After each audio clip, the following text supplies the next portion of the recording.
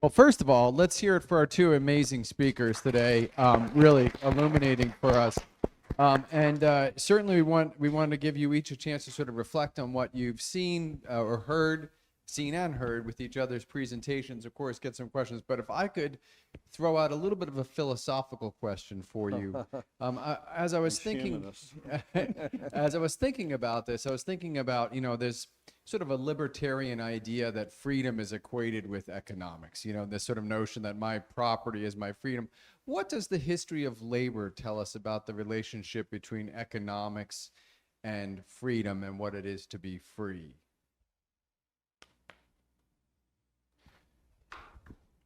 Whoa. That's a small question. That's a small question. Yeah, I mean, there's a great new book by a UNC PhD student, Jeff Cowie, on Alabama, and I've forgotten the name of it. It might be American Freedom. But anyway, his basic argument is that freedom has been a concept that has been used, and he's looking at white elites in Alabama, to justify the initially theft of Native American land, the enslavement of African Americans, and the disenfranchisement of African Americans, and et cetera, et cetera, et cetera. And that notion of freedom has been directly tied to the oppression of other groups of people over a period of time. And I think, and it particularly relates to labor. I think it's this notion that somehow my freedom is dependent on someone else's subordination, and I think that's a current in a lot of American thinking, particularly around economics. And if you look at labor and other groups, workers, other people who've organized, they're trying to flip that concept, which is to argue that their freedom as workers is dependent on their ability to organize and collectively gain access to not only the resources of higher wages, but also the resources of government and society. So whether it's through taxation, the distribution of municipal services, education, all these other things, that those are factors. So I think there is a kind of struggle over what that concept means. It's at the heart of all of this. I'm inclined to agree. And so when you first posed the question, the first thing that came to my mind is thinking about at the end of slavery, formerly enslaved people are sort of emerging into freedom as a people, right? The nation is for the first time a free nation. And I'm thinking about the ways that access to land secures that kind of economic independence, or actually secures freedom in a way. And that, to me, it's one of those struggles where, like, on the one hand, there's almost this contradiction, I think, in American political thought, at least through part of the 19th century, where you think back to the kind of Jeffersonian or Jacksonian sort of yeoman, right? Where, like, the United States is a nation of small, independent farmers, particularly white folks, right? But who have their own land. Those people are free because they're not beholden to someone else to make their living. And so they're therefore able to be politically independent in a way that someone who has to work for wages, which I don't totally agree with, but someone who has to work for someone else is not free.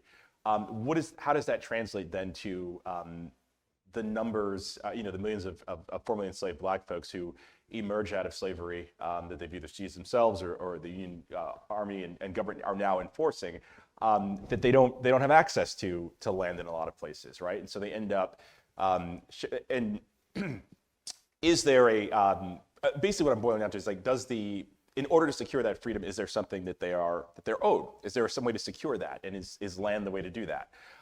It doesn't happen for most people, but it's one of those things that I think if we're thinking about the ties between economics and freedom, some sort of land program, some sort of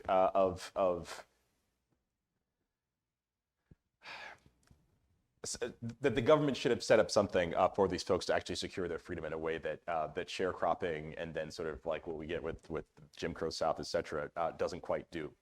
And so I think that there is a strong connection between sort of like economic independence and freedom.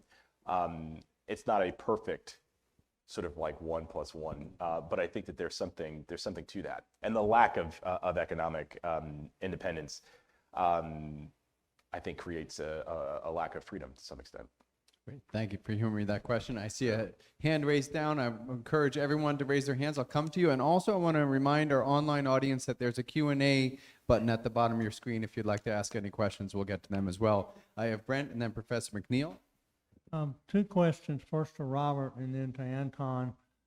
In the 60s and 70s, labor unions were quite powerful. There was a lot of strikes and et cetera, et cetera. I know they're still around, but what transition took place to where labor union rates or participation, the bottoms dropped out of it? Yeah, good question. So yeah, the percentage of the workforce, whether particularly in the private sector, is minuscule compared to what was in the mid-1950s.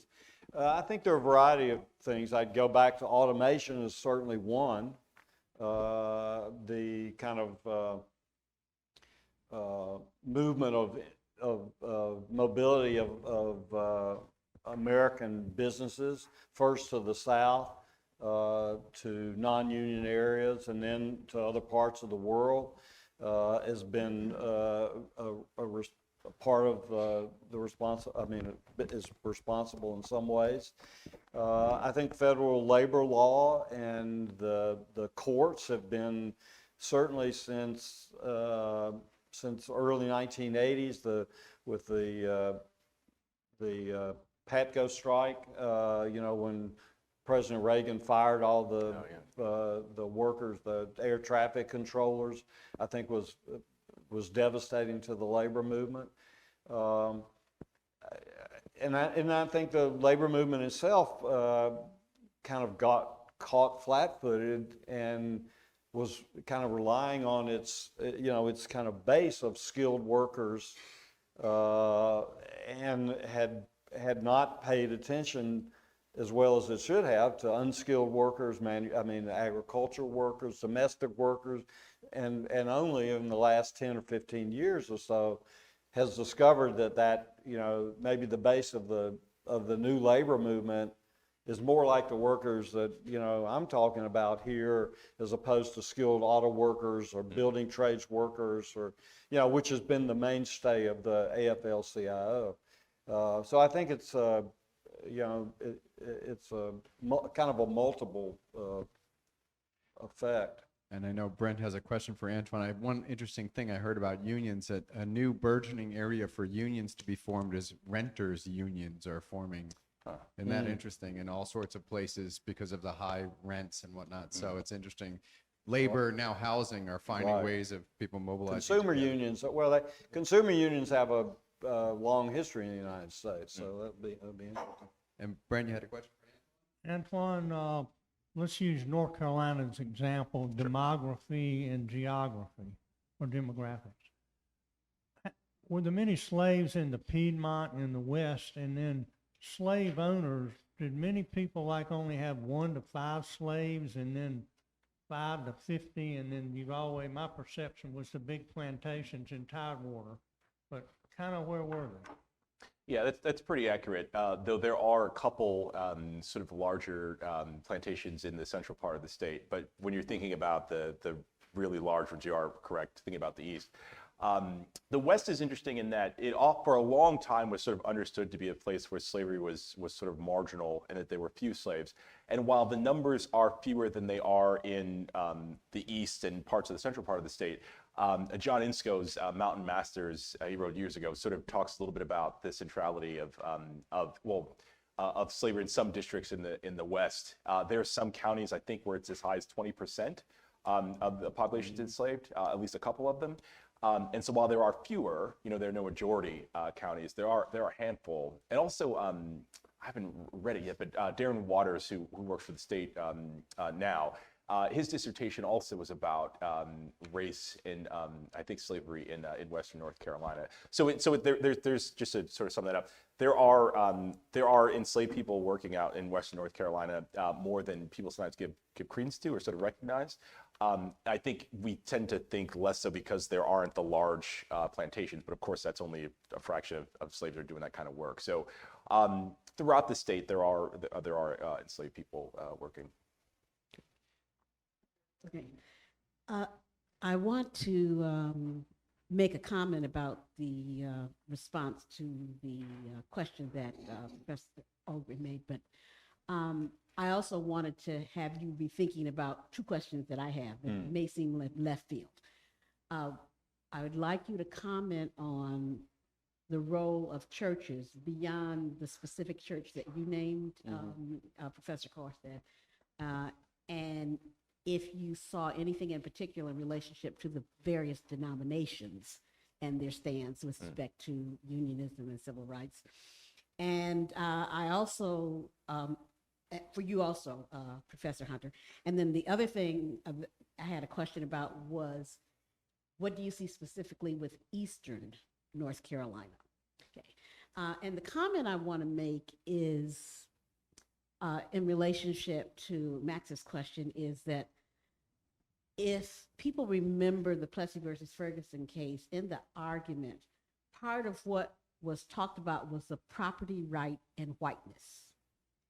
So that notion that freedom is connected with property and that concept of economics, is people early on recognized that you had an economic value to whiteness.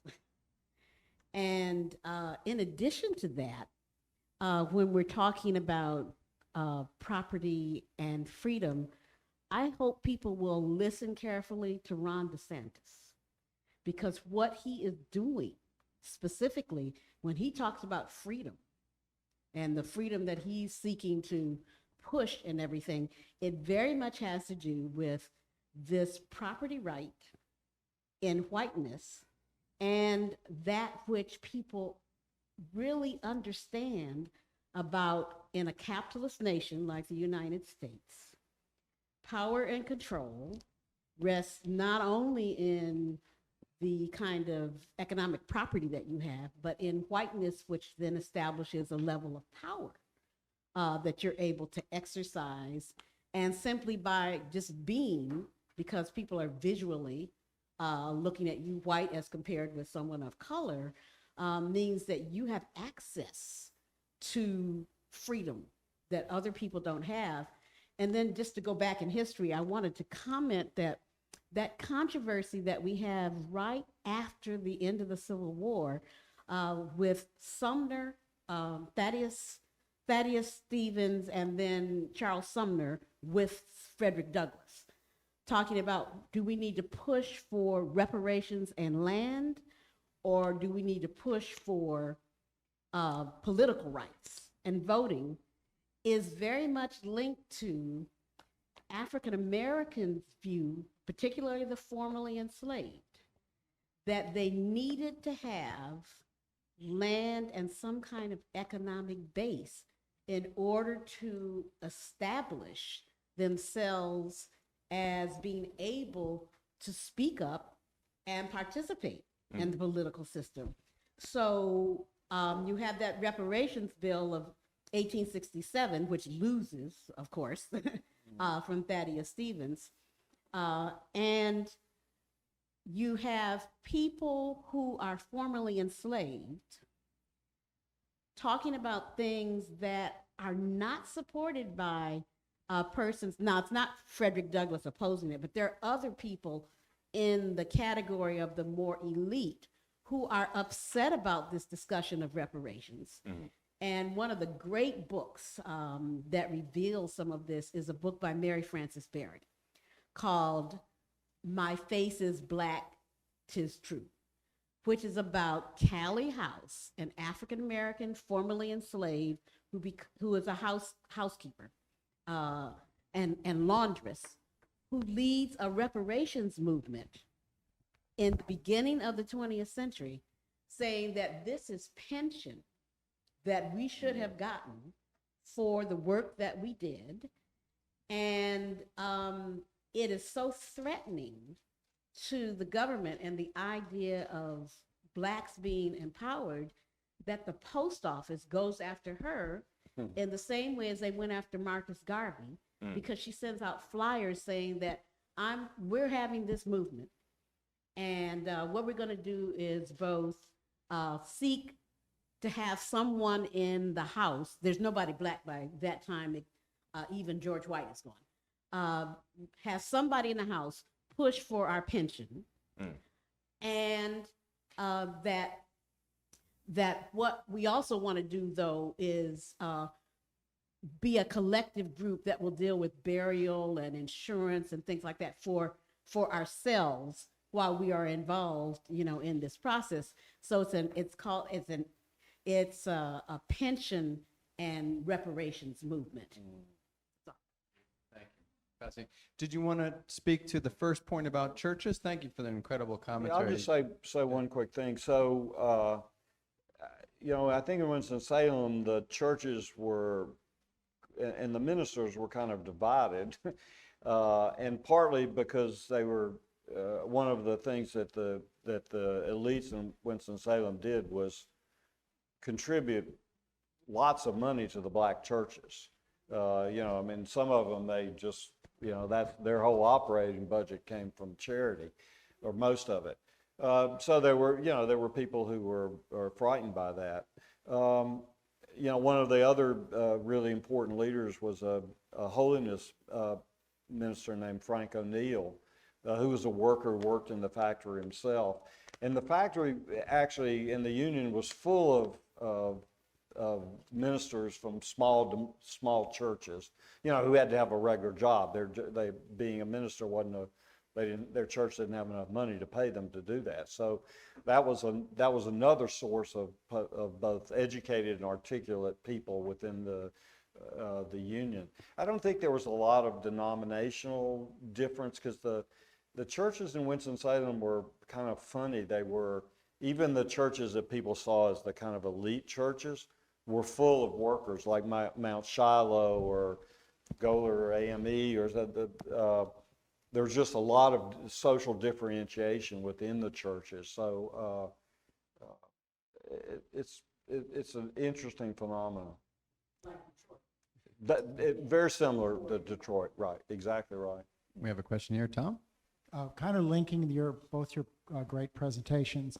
In between you mentioned the Wilmington insurrection, and on a previous CPH talk on it, the person made the point it was as much political as it was racial, in that at the time, poor whites and poor blacks were kind of forming a political entity, and that was, of course, of the greatest threat to the elitists. But that seems to be the case even as we get into the 40s and 30s and 40s, when you had a separate white and black union. I mean, that's idiotic. That is the opposite of what a union gets its power. And that seems to be continued to today. Can you talk, is there the same strain, or there's just different examples popping up through history? Well, $64,000 question on Southern labor. Yeah, I mean, the greatest fear, and if you look at particularly at the white supremacy campaign, the kind of the fusion movement in North Carolina in the late 1890s, and the kind of merging of the kind of farmers and workers and black Republicans, that was the challenge for the Democrats and Democratic elites, is how do you break that coalition? And fear and race mongering and all of those kinds of things were really important. and also trying to create this idea that somehow, that black equality required white inequality and I think that's still an issue in this country, today, that people feel that, around whatever kind of issues, but it's built into the ideology, to the education.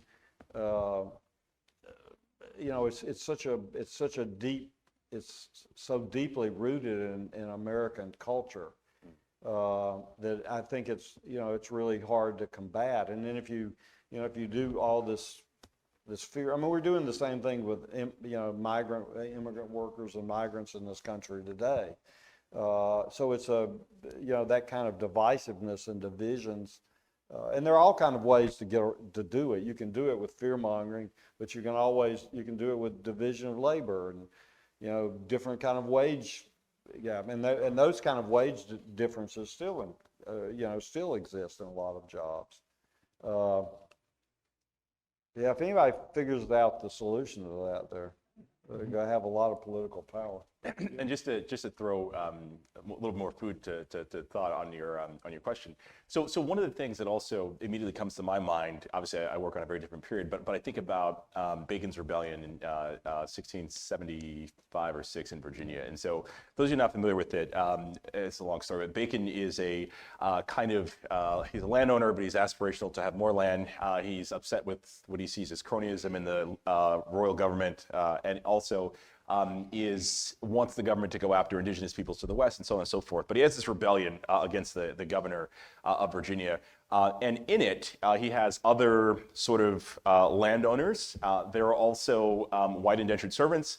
There are black indentured servants. And there are some people who appear to be enslaved as well.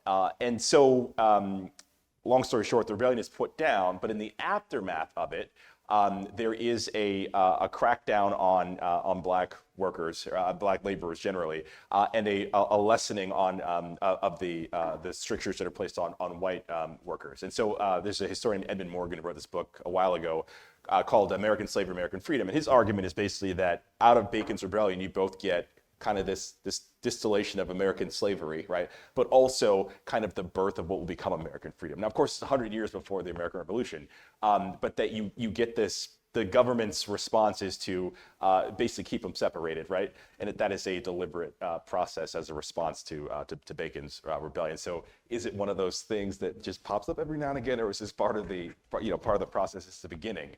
There's an argument that there's some deliberacy with this. And I think if you look at kind of the segregation laws that are put in place in customs, at the turn of the century, after the fusion movement, after the kind of white supremacy campaign, so much, segregation laws are not just meant to tell black people where they can go and what they can do and who they can associate with. It's also telling poor white people where they can go, what neighborhoods they can live in, what churches they can go to, what social clubs they can go to, who they can participate with. So those are we think of segregation as something that's focused on controlling the lives of African Americans and taking away kind of rights and privileges that they had, and it's certainly that. But it's also as much a set of restrictions and on the behaviors of whites and what they can do, and it's all preventing trying to prevent the same kinds of things. So we have two questions from the online audience, and I think they can be answered quickly. And then I have a question from Sam, and we'll try to get up front for Professor McNeil as well, and see if we can get, but we only got about 5 minutes. We'll see if we can do quick ones. So the two questions from our online audience, an anonymous attendee is asking about the Contemporary Reynolds Foundation, and does it differ in major ways from the social and political views of the R.J. Reynolds Company that you were talking about? And I think I know the answer. And the second question is from Danita, asking about the role of the Catholic Church in North Carolina. Was it at all helpful, especially between the First and Second Wars? So quick flash answers on the Reynolds Foundation and the Catholic Church. Yeah, well, the Reynolds Foundation is very different. I mean, it's a much progressive organization and philanthropy that is very concerned about inequality and injustice in the state. So there are a lot of, I think, foundations that came from great wealth. The Ford Foundation would be another, but there are other foundations like that. I don't really know that much about the Catholic Church. I think the Catholic Church was not large in North Carolina, and didn't really have a lot of political power. It much more important nationally in terms of the kind of rise of anti-communism, but also support for unionization. Yeah, But Dorothy Day, yeah. of course, Yeah, the Catholic yeah. worker. yeah, So Antwain and I are from New England, where every town has at right. least 3 or 4 Catholic churches. yeah, We that's come right. down here like, wait, where's Charles? Yeah, I wanted to mention a situation we had back, I think in mid-1970s. And to my knowledge, the company I worked for still didn't have a salaried African-American employee. And I said, I needed to hire somebody.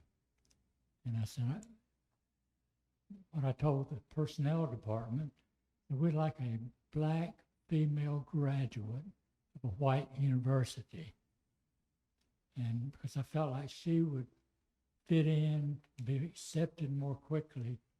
She'd be working in the office, actually as a computer systems analyst. And they said, well, you can't specify to that extent.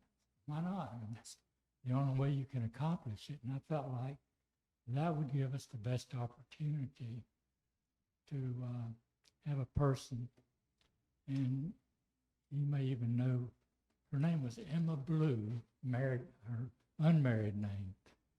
Her husband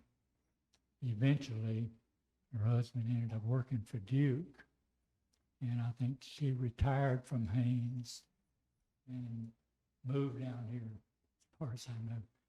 But anyway, she fit in very well. But I don't think personnel would have ever.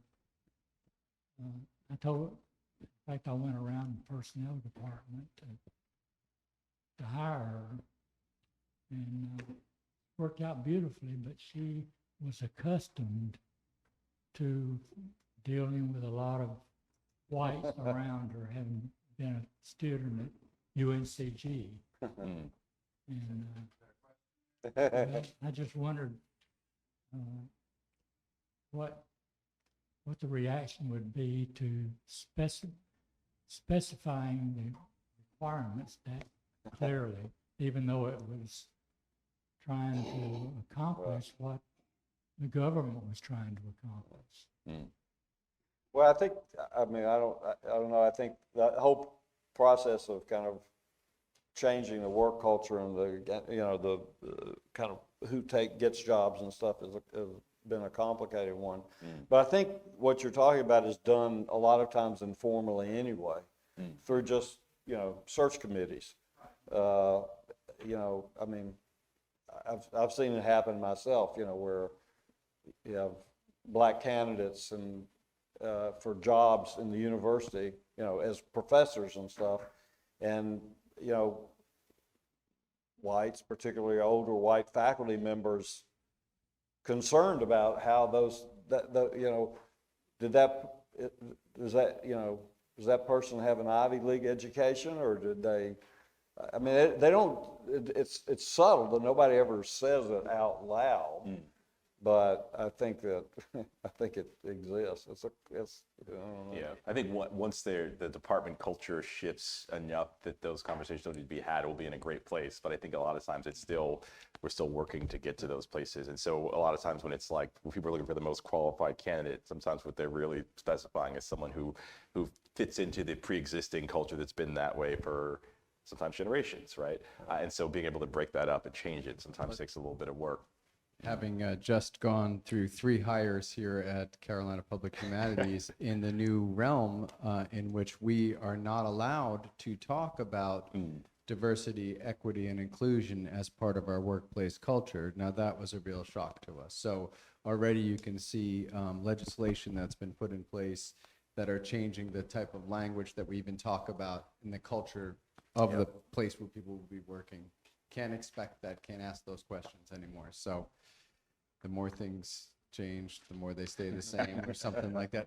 We are very much at the end of our session here, but do you have a final word for us? Respectfully, I want to push against that concept that Black equality is seen as then white inequality. I want to say, and we could have a longer discussion of this, that what we need to understand is that the problem is that there's a commitment to Black inferiority. Right. And the inferiority of people of color, which you see in Loving versus Virginia, where white people can marry white people. They're not supposed to marry other people of color because they need the purity of the white race. And particularly if you understand overt racism, systemic racism, or structural racism, and implicit bias, the whole point is that you must understand that Black people are inferior. Right. And if you understand that, then you know how you can be free and have power in the United States.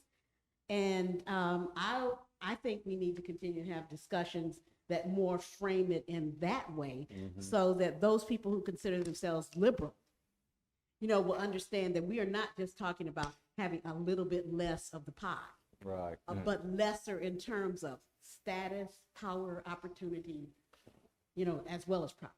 Yeah. Thank you for that. As a fitting end, I first of all, let's a legend in history here at UNC, Professor McNeil, thank you for that. And let's put our hands together for Professor Bob Forstead and Professor Antwain Hunter. I would just say, so long as there is systemic injustice in the world, none of us are free. And we all have a duty to be talking about this, and we all have a duty to be doing things about it. So the best way we can do that is through education. I want to thank all of our teachers. One more time, put your hands together for K-12 teachers that are here in the audience and that are also in our online audience, and the incredible work that they're doing. And one more time for our panelists. We'll see you next time. We are concluded with our programming, our public programming for the fall, but next week we'll be having our first of the teacher workshops in Beaufort, and we'll be doing a lot of work with our teachers throughout the summer. Look for our new programming, our public programming coming out in early August. We have a wonderful set of programs coming up, and go to humanities.unc.edu to get it. Just sign up for Facebook, all that good stuff, Instagram, and we'll see you next time. Thanks so much. Have a good one.